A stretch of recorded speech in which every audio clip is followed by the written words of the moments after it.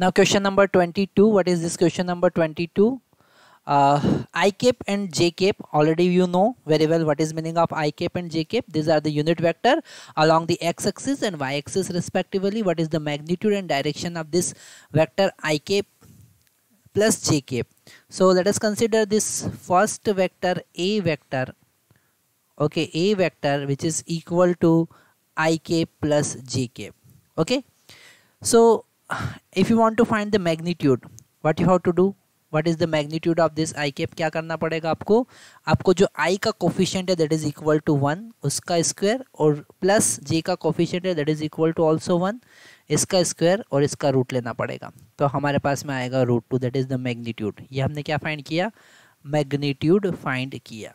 that is the magnitude. Direction find करना है तो हम यहाँ पर इस वेक्टर को क्लियरली विजुलाइज कर सकते हैं. हमारे पास में एक्स एक्सिस होता है, हमारे पास वाई एक्सिस होता है. एक्स डायरेक्शन में जो कंपोनेंट है इट इज़ इक्वल टू 1 है ना, ये 1 है. और वाई डायरेक्शन में जो कंपोनेंट है वो भी 1 है. इन दोनों से मिलकर हमको एक वेक्टर मिलेगा. तो यहाँ पर ये एंगल 45 डिग्री होगा. या फिर हम लिख सकते हैं tan theta is equal to y component that is equal to 1 and divided by x component that is also equal to 1. So it is equal to 1. Theta is equal to 45 degree. ये हम समझ सकते हैं. ठीक है, हमको find करना है and I cap minus J cap. अब हमारे पास में एक वेक्टर है बी वेक्टर, सेकंड पार्ट है इसका आई केप माइनस जे केप, है ना. तो अगर हम इसका मैग्नीट्यूड फाइंड करेंगे तो फिर से हम लिखेंगे आई केप का coefficient that is equal to 1 square और जे केप का coefficient that is equal to -1 whole square, है ना. मैक्सिमम स्टूडेंट ये गलती करते हैं कि यहाँ पर बीच में माइनस है तो माइनस लगा देते हैं, बट यहाँ पर इसका स्क्वायर होने के बाद ये पॉजिटिव हो जाएगा. Again you are getting √2. Okay, it is the magnitude of B. फिर से हमने बी का मैग्नीट्यूड फाइंड कर लिया. Now again if you are talking about the direction, okay, अगर हम डायरेक्शन की बात कर रहे हैं तो यहाँ पर इसे हम वापस से ग्राफिकली रिप्रेजेंट करेंगे. हमारे पास में एक्स एक्सिस है, हमारे पास वाई एक्सिस है और एक्स डायरेक्शन में हम यूनिट 1 मूव कर रहे हैं क्योंकि इसका कोफिशिएंट यहाँ पर 1 है. और वाई डायरेक्शन में हम 1 मूव कर रहे हैं पर नेगेटिव वाई क्योंकि यहाँ पर माइनस जे है.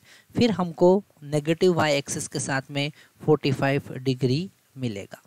तो ये हमारा है बी वेक्टर, है ना. इजीली हम एंगल फाइंड कर सकते हैं या फिर हम फार्मूला यूज़ करेंगे tan theta is equal to Y component that is equal to -1 और X component that is equal to 1. So it is -1. So this theta is equal to ये होगा 335 डिग्री.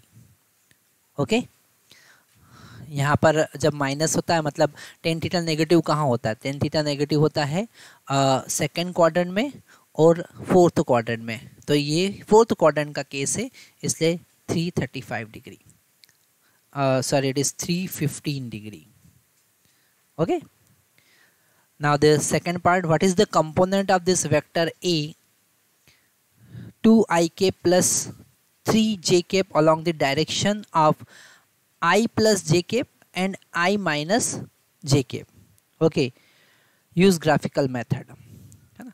तो यहाँ पर ये फर्स्ट पार्ट को तो ग्राफिकली हमने एक्सप्लेन किया. सेकंड पार्ट को एक्सप्लेन करने के लिए हम इसे 2 पार्ट में डिवाइड करेंगे, otherwise this lecture will become very lengthy.